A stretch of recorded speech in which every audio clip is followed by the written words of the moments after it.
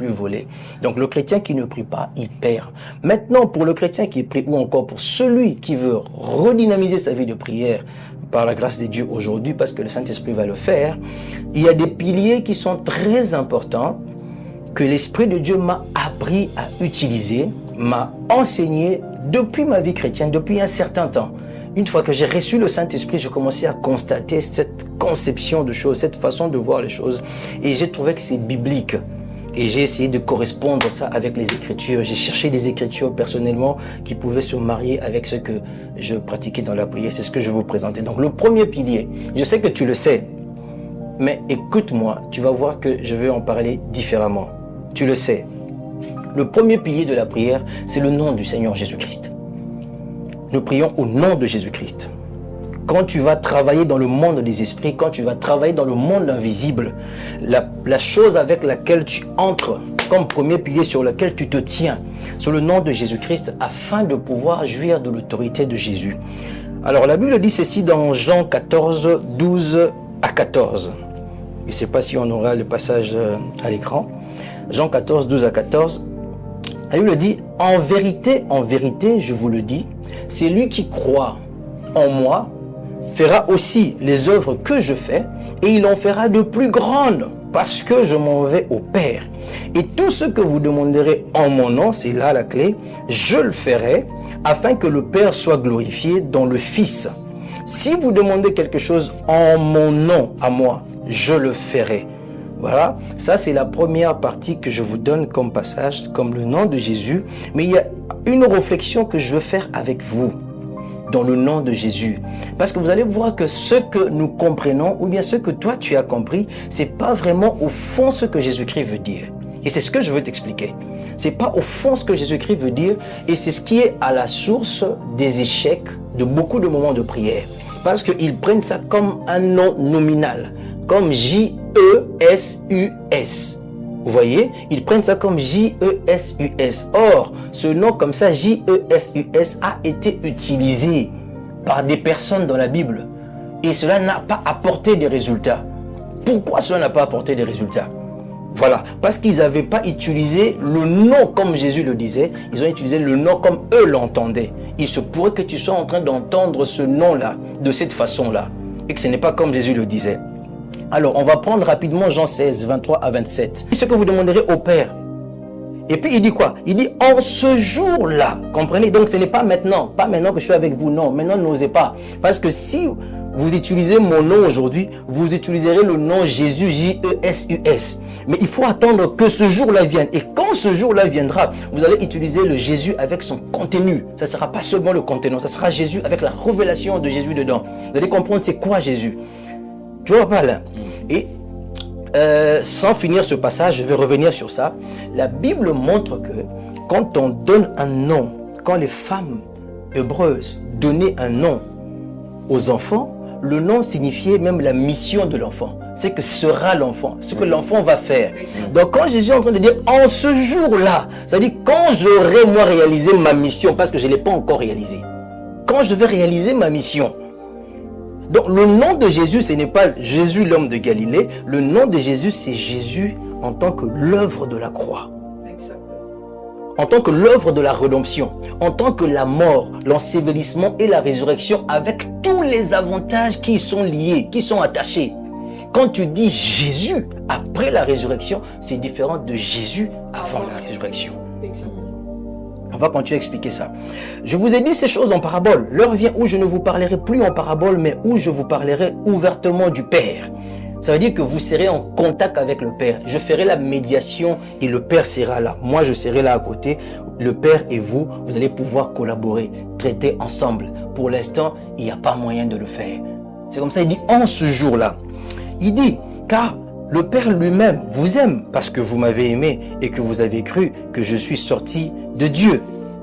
Donc, vous comprenez par ce passage que Jésus est en train de donner une nouvelle dimension de son nom.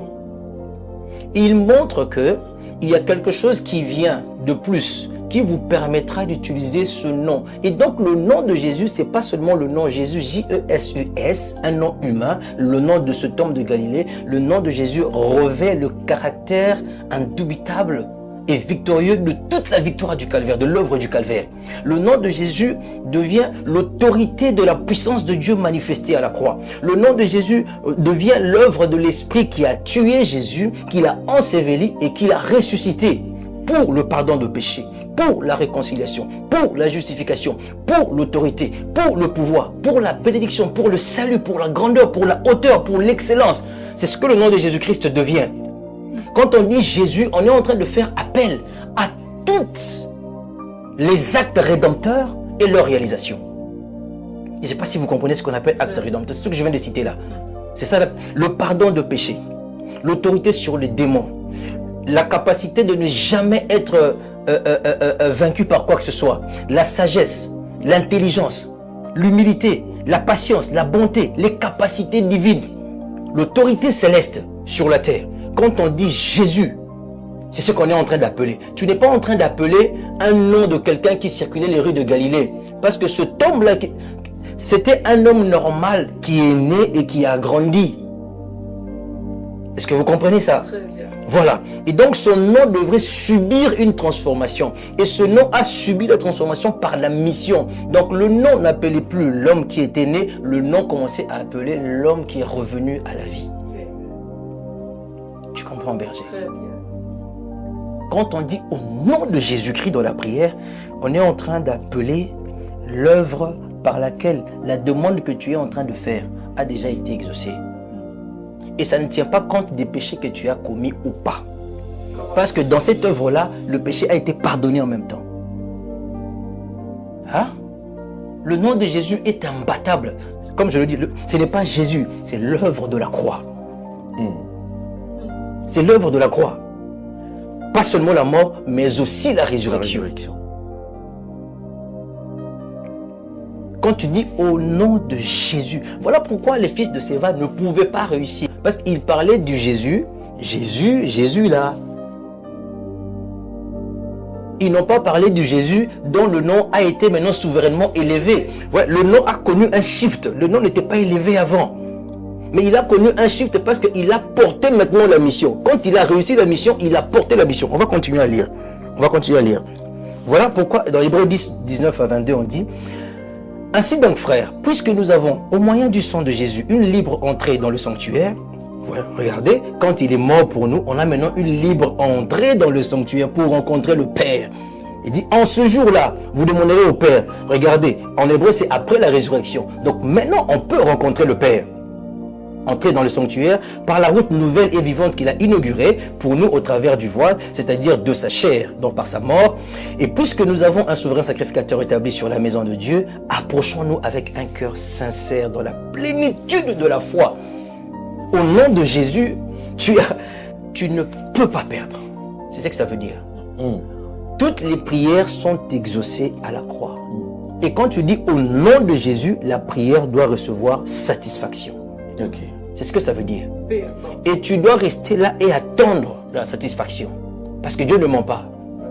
Parce qu'autre chose, c'est la capacité d'attendre. D'avoir foi dans ce que tu crois. Tu comprends? C'est ce que ça veut dire ici. Dans la plénitude de la foi, les cœurs purifiés d'une mauvaise conscience, parce que déjà on te dit que tu n'es pas condamnable. Comment tu vas avoir une mauvaise conscience? Que dans ton cœur, les pensées soient pures face à Dieu. Ne pense pas que Dieu peut te tromper. Ne pense pas que ne pense pas ça. Tes pensées ne sont pas pures. Ne viens pas comme ça. Viens avec la plénitude de la foi. Le cœur purifié d'une mauvaise conscience et le corps lavé d'une eau pure. Alors, Éphésiens 1, 16, 20, on continue. Je ne cesse de rendre grâce pour vous, faisant mention de vous dans mes prières, afin que le Dieu de notre Seigneur Jésus-Christ, le Père de gloire, vous donne un esprit de sagesse et de révélation dans sa connaissance. Là, c'est Paul qui est en train de prier. Regardez. Paul prie, il dit, je ne cesse de rendre grâce pour vous. Je prie, je demande tout le temps que Dieu vous donne un esprit de sagesse et de révélation dans sa connaissance. On peut revenir sur la vidéo, s'il vous plaît. Donc Dieu, dans sa connaissance, il y a un esprit de sagesse et de révélation qui doit nous illuminer dans cette connaissance. Si l'esprit de sagesse et de révélation, Malakasha, tu ne le rencontres pas, il te sera difficile de saisir même la connaissance de Dieu. Tu seras sur une connaissance qui est en train de planer. Tu seras sur une connaissance qui sera superficielle. Mais il faut une connaissance qui va dans les profondeurs. Vous voyez, il faut une connaissance qui va dans les profondeurs. Et il y a un esprit, c'est encore le Saint-Esprit. C'est lui qui est la sagesse, c'est lui qui est aussi la révélation. Alors, il te conduit dans la connaissance. Et Paul prie pour que les gens aient cet esprit-là. Et il dit, c'est dans quel passage encore? Éphésiens, voilà.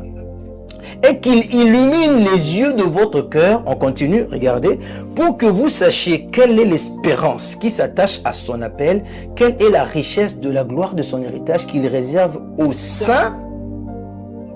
Je veux qu'on continue. Il y a une richesse qu'on réserve aux saints, mais il faut que vous compreniez cela. Je prie que vous compreniez que nous avons une richesse qui n'est pas comptée dans les banques.